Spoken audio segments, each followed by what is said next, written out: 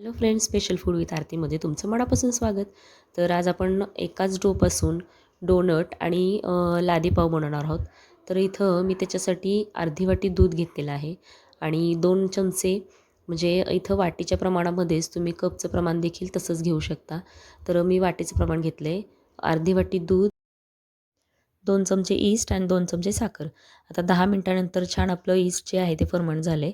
म्हणजे छान त्याच्यावर फेस जसा येतो ती समजायचं की आपलं म्हणजे ईस्ट जे आहे ते छान म्हणजे फर्मंट झालेलं आहे. आता इथं ज्या वाटीने मी इथं दूध घेतलेलं आहे त्याच वाटीने 2 वाटी मी इथं मैदा घेतला आहे.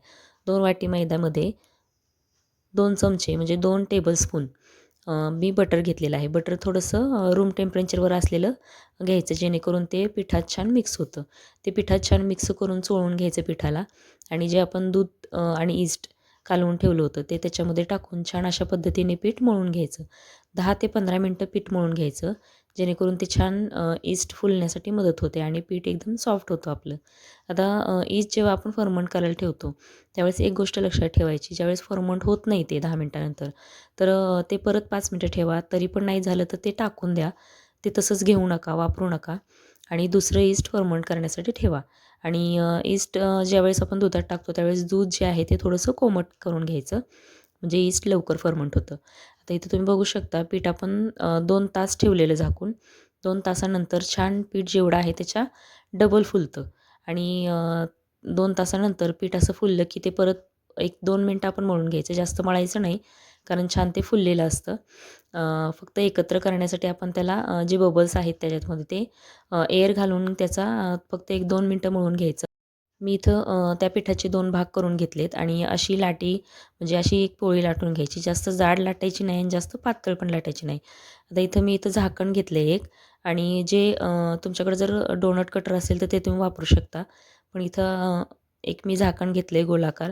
आकार छोटा किंवा मोठा तुमच्या पद्धतीने तुम्ही करू शकता आणि एक नोझल आहे मोठं.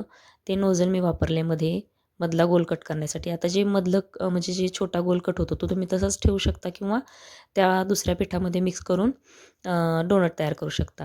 आता इथे 2 पद्धती दाखवल्यात. मी लाटून डोनट पण तयार केलेत कटरच्या साहाय्याने आणि डायरेक्ट तुम्ही असे म्हणजे आतल्या बाजूला वळवून थोडंसं हाताने पसरून त्याचा जाडसर पारी लाटून घ्यायची आणि कटरच्या साहाय्याने ते मधला भाग कट करून घ्यायचा, म्हणजे गोलाकार कट करून घ्यायचा. अशा पद्धतीने पण तुम्ही डोनट करू शकता. आता जे आपण अर्धं पीठ ठेवलं होतं त्याच्याने म्हणजे अर्ध्या पिठाचे डोनट केलेत आपण आणि अर्ध्या पिठाचे लादीपाव बनवणार आहोत. तर आता हे लादीपाव बनवण्यासाठी मी इथं केकचं भांडं घेतलेलं आहे. तुम्ही फक्त 6च केक करायचे होते, म्हणजे सॉरी 6च फक्त पाव करायचे होते. त्याच्यामुळे मी इथं 1 किलोचं जे भांडं आहे ते घेतलेलं आहे. तुमच्याकडे जर तुम्ही जास्त करणार असाल लादीपाव तर आयताकृती जे भांडं असतं केकचं ते तुम्ही वापरू शकता. आता अशा पद्धतीने जे गोळे आहेत ते आतल्या बाजूने वळवायचे आहेत आपल्याला. इथं व्हिडिओमध्ये दाखवल्याप्रमाणे आतल्या बाजूला वळवून त्या ट्रेमध्ये ठेवताना थोडं-थोडं अंतर ठेवून हे पाव ठेवायचे.